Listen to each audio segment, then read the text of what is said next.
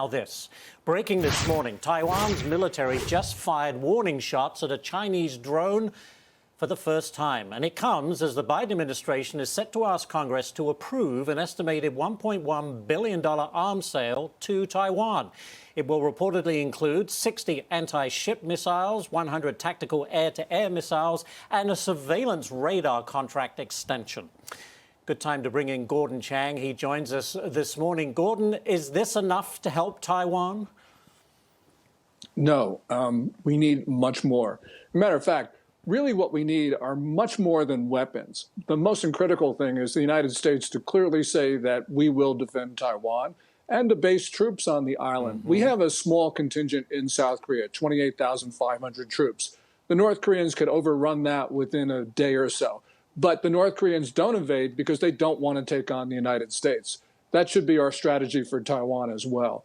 Weapons are fine, but really we need a demonstration of political will.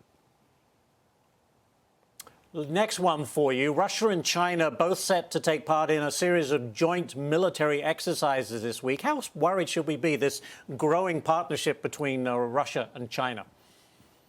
We should have been worried a long time ago because the Chinese and Russian militaries are actually working very closely together. They're becoming interoperable. What they really are doing is presenting us with a joint challenge.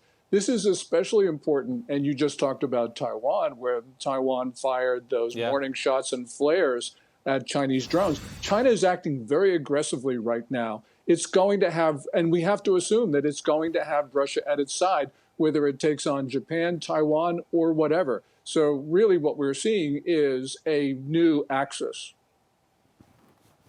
How far is China prepared to push it with regard to Taiwan? I mean, could this lead to conflict? Are we that close? I don't think we're that close this year, as many people say, because the Chinese political system right now, they're very much involved in infighting and scrambling and all sorts of things in the run-up to the 20th National Congress, which has been announced for October. But after that, anything can happen, Ash. And the other thing is, there's always the possibility of accidents. China is engaging in very dangerous military maneuvers. And one of those maneuvers could end up in an accident, which causes deaths, which causes a spiral into conflict. We are very close to it because the Chinese right now are not afraid of the Biden administration. So they're going to do things which are going to push us too far. This is extremely dangerous.